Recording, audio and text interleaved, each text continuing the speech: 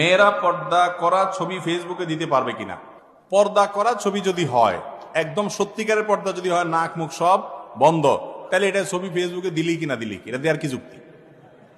এটা দেওয়ার কোনো যুক্তি আছে? মেকআপ টেকআপ সব বন্ধ করে যদি দেয়, তো এখন এটা দেওয়ার কি যুক্তি থাকতে পারে?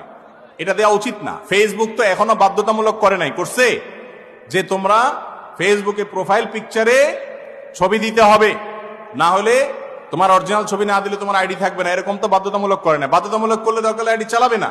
তাই বলে একজন মুসলিম নারী তার চেহারা, তার সৌন্দর্যকে অন্যদের সামনে প্রকাশ করবে, তারা দেখে তাকে নিয়ে বাজে চিন্তা করবে, এইটা কোনো মুসলিম সম্ভ্রান্ত নারীর দ্বারা সম্ভব হবে না। যাদেরকে নিয়ে অন্যরা বাজে চিন্তা করলে তাদের কিছু আসে যায় না।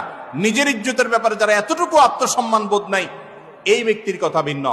অতএব মহিলারা বিভিন্ন ফুল বা অন্য কোনো কিছু দিয়ে রাখতে পারে। আর যদি আপাদমস্তক পরিপূর্ণ ঢাকা ছবি দেয়, যে ছবি থেকে তার শরীরের কোনো অঙ্গ প্রত্যঙ্গ বোঝা না যায়, তাহলে সেক্ষেত্রে গুনাহ হবে না। কিন্তু প্রয়োজন ছাড়া এটা না দিয়ে অন্য কিছু দিয়ে প্রোফাইল পিকচার চালানো যায়। আর যদি ফেসবুকে গেলে ফিতনায় পতিত হওয়ার আশঙ্কা থাকে, তাহলে নারী হোক পুরুষ হোক, সবাই নিজেকে ফিতনা থেকে মুক্ত রাখাটা জরুরি। আপনি নিজেকে কতটা কন্ট্রোল করতে পারবেন সেটা আগে নিশ্চিত হবেন, তারপরে ওই জগতে ঢুকবেন।